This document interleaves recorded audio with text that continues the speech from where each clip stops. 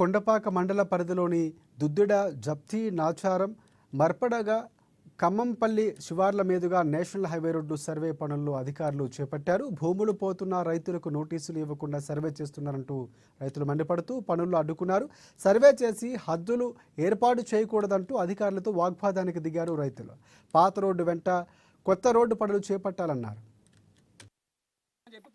మళ్ళీ 10 రోజులు చేస్తామని చెప్పి ఇంతవరకు ఎంపీ సాబ్ రిప్లై లేదు, మాకు రిప్లై లేదు. మీరు సడన్గా ల్యాండ్ మీదకి వచ్చి మేము చేస్తాము, పోలీసు వాళ్ళని వేసుకొచ్చి చేస్తామంటే ఏం చేస్తారు మరి మీరు? చెప్పండి.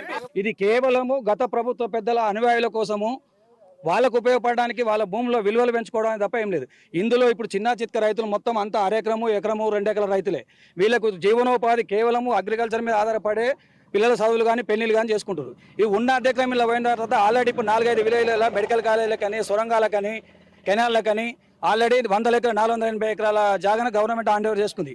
అయితే సుప్రీంకోర్టు రూల్ ప్రకారం కూడా ఒకసారి రైతు నుంచి ల్యాండ్ తీసుకున్న రైతు నుంచి మళ్ళీ ల్యాండ్ తీసుకోవద్దు. అది ఏ రోడ్డు కానీ ఏ ప్రాజెక్టుకి కానీ.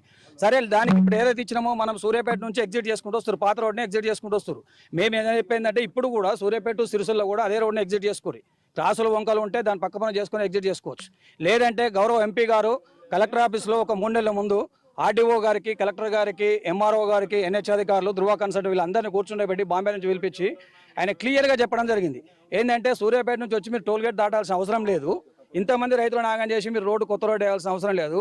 వెలికెట్ట నుంచి బందారము, నరమెట మాదిరిగా మల్యాల దగ్గర ఏదైతే సిరిసిల్ల రోడ్డు కలుస్తుంది అదే రోడ్డుకు లింక్ చేసుకొని ఇక్కడ నుంచి చాలా భూములు గవర్నమెంట్కి ఇచ్చారు. అక్కడ నుంచి డెవలప్ లేదు, అక్కడ నుంచి ఏమైనా ఎంపీ గారు వాళ్ళకి చెప్పడం జరిగింది. వాళ్ళు కూడా మేము ఒక 15 రోజుల కొత్త సర్వే చేసి అక్కడ నుంచి చేస్తాం సార్ అని చెప్పారు. ఇప్పటి వరకు ఎలాంటి సర్వే చేయలేదు. ఆఫీసర్లు కానీ, ఎన్హెచ్ అధికారులు కానీ మాకు స్పష్టమైన హామీ ఇచ్చారు. 400-500 రైతులకు, 6 విలేజ్ రైతులకు మేము మీకు నోటీస్ ఇవ్వకుండా, ఎంపీ గారి సమక్షంలో ఎంపీ గారు చేయకుండా మేము రాము అని చెప్పారు. మళ్ళీ మాటి మాది తెలియకుండా మేము ఏదో పనుల మీద పోతుంటే వస్తారు, సర్వే చేస్తాం. దుద్దేడ నుంచి స్టార్ట్ అవుతుంది. దుద్దేడ వెల్లికట్ట విలేజ్ నుంచి సిరిసిల్ల వరకు వెళ్తుంది. 54 కిలోమీటర్స్ రోడ్. ఇది 150 ఫీట్స్ తీసుకుంటాం. ఇప్పుడు ఎంజాయ్మెంట్ సర్వే చేస్తున్నాం. తర్వాత నోటిఫికేషన్ ఇచ్చేసి తర్వాత మేము విలేజెస్కి వెళ్ళి తర్వాత పబ్లిక్ నుంచి ఒపీనియన్స్ తీసుకొని తర్వాతనే 3D చేస్తారు. ఇప్పుడు మాకు టైం, అప్పుడు మేము పబ్లిక్ నుంచి వాళ్ళకి వాళ్ళ డిమాండ్స్ ఏంటి అవన్నీ మేము వచ్చి తీసుకుంటాం. తర్వాత ఇప్పుడు జస్ట్ ఎంజాయ్మెంట్ సర్వే చేస్తున్నారు.